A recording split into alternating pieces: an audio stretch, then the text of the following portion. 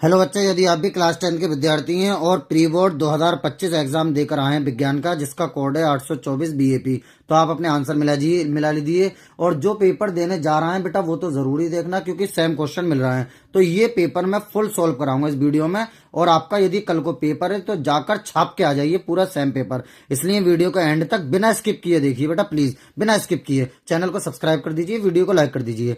3 घंटे 15 मिनट का बेटा पेपर रहेगा। 15 मिनट परीक्षार्थियों को प्रश्न पत्र पढ़ने के लिए है। खंड आ में बेटा ओएमआर शीट पर हमें बहुविकल्पीय भरना है। खंड बा में वर्णनात्मक 50 नंबर के करना है। बस बाकी मैं वक्त को जाया न करते हुए सीधे क्वेश्चन की ओर चलता हूं। पहला है बेटा, दर्पण में किसी दर्पण से आप चाहे कितनी दूरी पर खड़े हो, उसका प्रतिबिंब सदैव सीधा प्रतीत होता है। संभवतः दर्पण है केवल समतल, केवल अवतल, केवल उत्तल, या तो समतल या उत्तल। बेटा इसके तो मैं डायरेक्ट आपको ऑप्शन बता देता हूं। इसका ऑप्शन डी हमारा राइट आंसर होगा बेटा। नेक्स्ट है बच्चों, मानव नेत्र अभिनेत्र लेंस की फोकस दूरी को समायोजित करके दूरियों पर रखे वस्तुओं को फोकसित कर सकता है। ऐसा हो पाने वाला क्या कहलाता है बेटा? समंजन क्षमता बी वाला होगा। बेटा इसके तो मैं ऑप्शन जल्दी जल्दी बता देता हूं आपको, फिर हम उसमें चलेंगे बड़े क्वेश्चनों में। बेटा तीसरा क्या है बच्चों? तीसरा है हमारा, प्रतिरोध आर के किसी टुकड़े को पार्श्वक्रम में समायोजित कर लेते हैं तो आर अपॉन आर डैश का मान बेटा कितना होगा? आर अपॉन आर डैश का मान बच्चों इसमें 25 निकल कर आता है, डी वाला।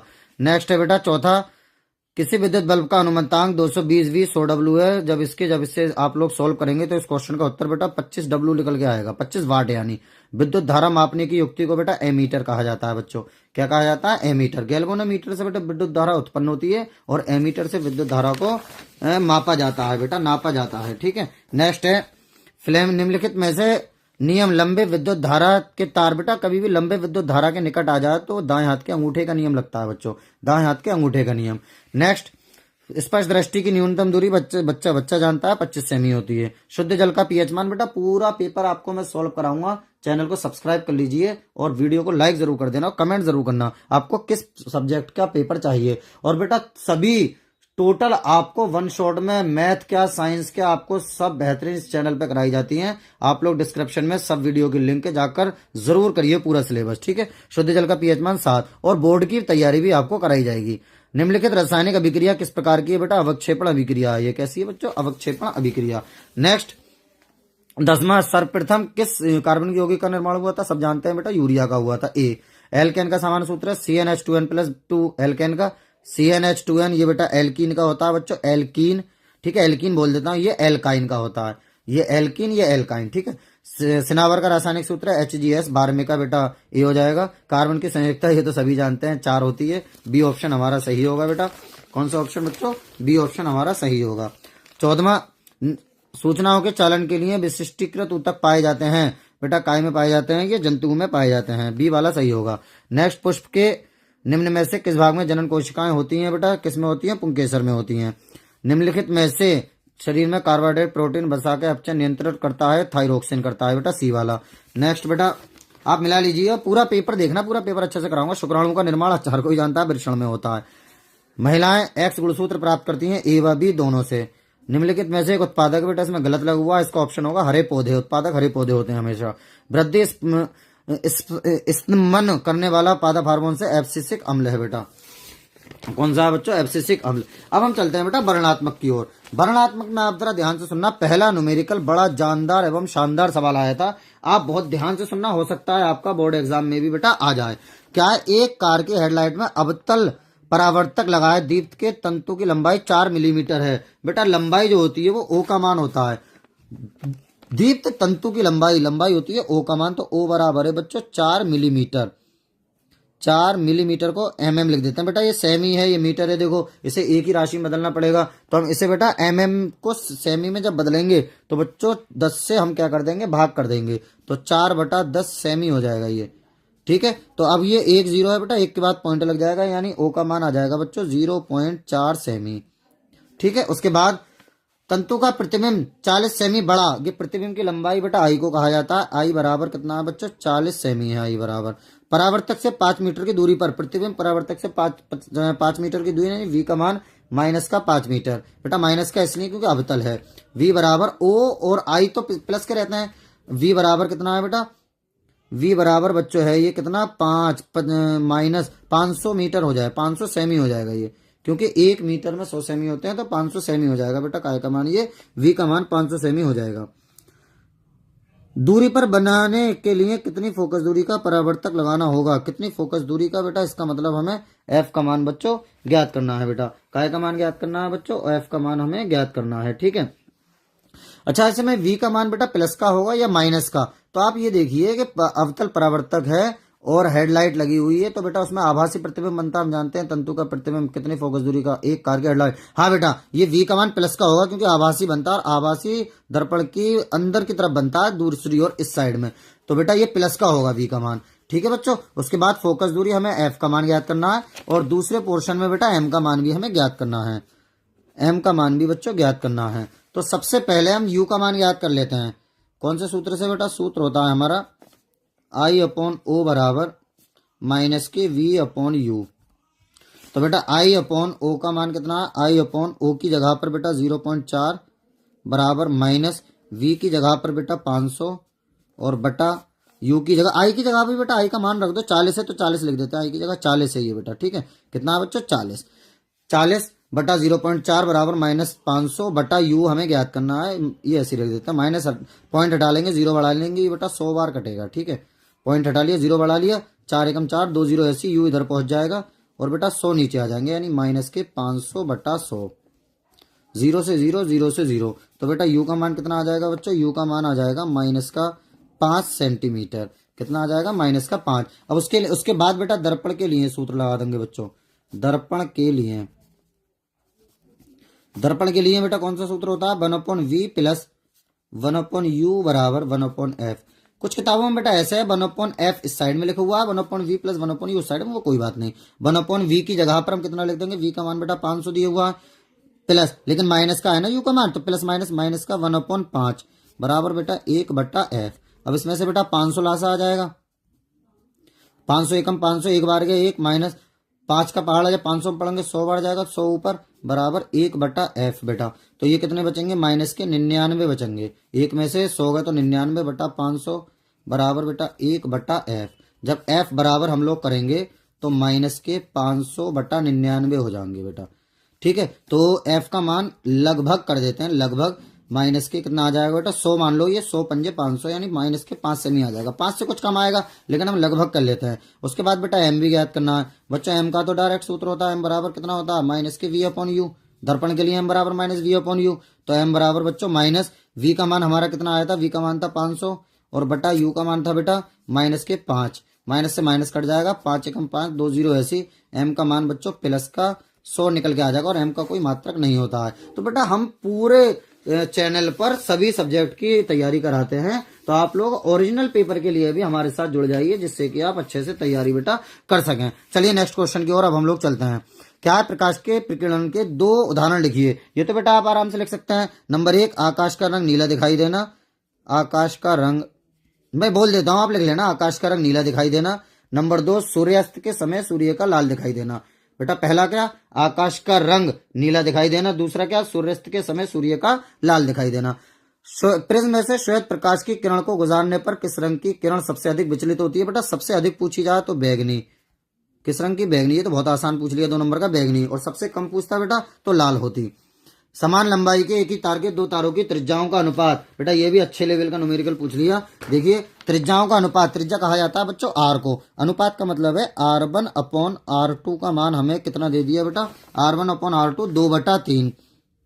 कितना दे दिया बेटा, 2/3। उसके बाद क्या है, यदि पहले तार का प्रतिरोध, दूसरे तार का प्रतिरोध ज्ञात कीजिए।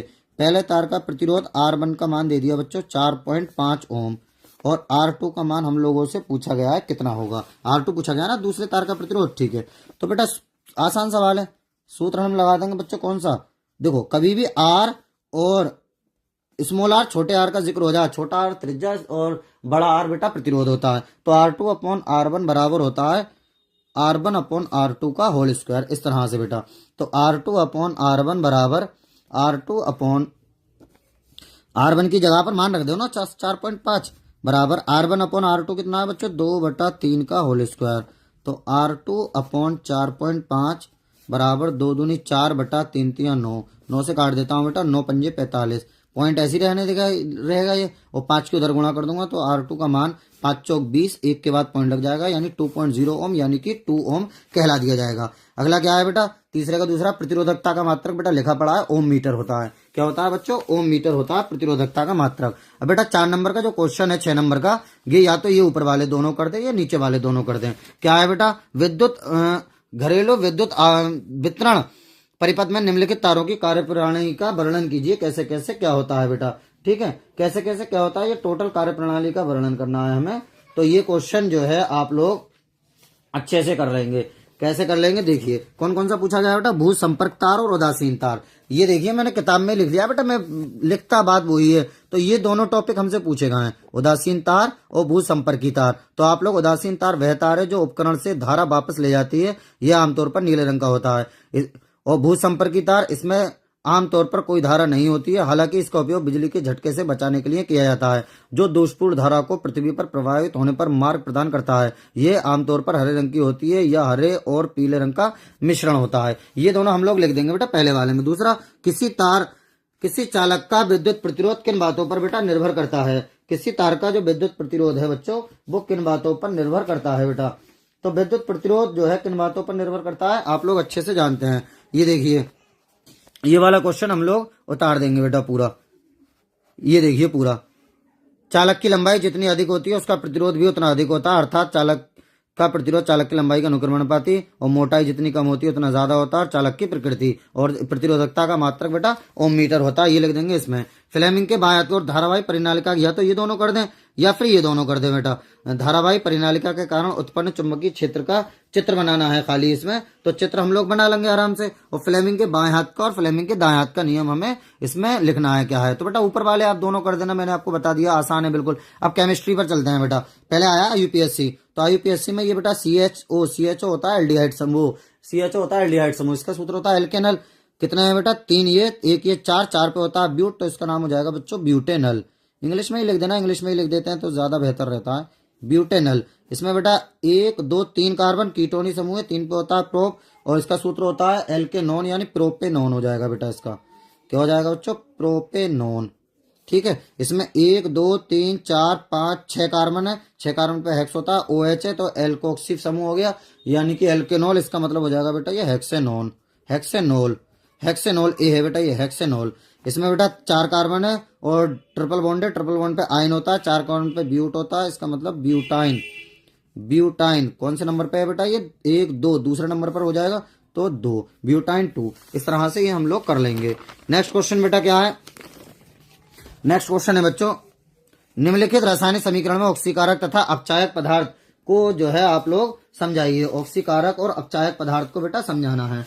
ऑक्सीकारक और अपचायक पदार्थ को इसमें कौन कौन से हैं कारण देते हुए बताइए। तो बेटा इसका क्वेश्चन देखो ये रहा, मैं आपको दिखा देता हूं। ये हैगा बेटा, ये है इस अभिक्रिया में कॉपर CO ऑक्सीकारक पदार्थ है, क्योंकि ये इलेक्ट्रॉन ग्रहण करता है। बेटा जो इलेक्ट्रॉन ग्रहण करता है वो ऑक्सीकारक होता है, इसने इलेक्ट्रॉन लिए तभी तो इस पर पॉजिटिव चार्ज आया, तो 2 इलेक्ट्रॉन इसमें निकलेंगे तब CO ठोस बन जाएगा। और Zn क्या है बेटा, Zn अपचायक है क्योंकि इसने इलेक्ट्रॉन प्रदान करे। तो ये पूरा हम उत्तर इसमें लिख देंगे। नेक्स्ट है बेटा संक्षारण वाला, तो संक्षारण का आप लोग यहां से लेके यहां तक लिख देंगे, ठीक है। आसपास की अम्ल आर्द्रता आदि के संपर्क में आती है तब यह संचारित होती है, इस प्रक्रिया को संचारण कहते हैं। चांदी के ऊपर काली परत व तांबे के ऊपर हरी परत चढ़ना संचारण के प्रमुख उदाहरण है। ये बेटा कौन सा वाला है, ये है हमारा, ये संचारण के 2 उदाहरण देते हुए समझाइए ये वाला। उसके बाद बेटा समीकरणें आती हैं बच्चों। समीकरण में यही कर देता हूं, मरकरी ऑक्साइड का सूत्र होता है बच्चों HgO, फिर एरो लगा हुआ, एरो लगा देंगे कोई दिक्कत नहीं है। ऊपर ऊष्मा है बेटा, ऊपर हम लोग ऊष्मा लिख देंगे जैसे लिखा हुआ है। अब बेटा मरकरी Hg, बच्चा कौन बेटा, मरकरी, यहाँ पर O बच्चा, O हम इधर लिख देंगे। लेकिन कभी भी कोई भी गैस अकेली नहीं जाती, इसका अणु जाता है, इसलिए यहाँ 2 लगाएंगे। जब यहाँ 2 लगाएंगे बेटा तो यहाँ 2 लग जाएगा, संतुलित करने के लिए यहाँ भी 2 लग जाएगा। पहली हो गई। दूसरी क्या है बेटा, दूसरी है आयरन ऑक्साइड।